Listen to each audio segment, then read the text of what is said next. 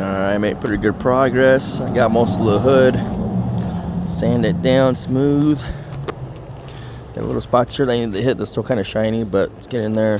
Put some painter's tape over the headlights just to kind of protect them a little bit when I get close to the edges and sanding it. Still need to do the rest of this whole side here. The door, fender, rear fender. Actually, this part it's almost done. Got all all this pretty much almost done. Just getting most of the gloss off and then sanding it smooth. And then once I get most of the car done, once I need to get up into the crevices. I'm gonna start taking panels off to really get everything sanded down properly.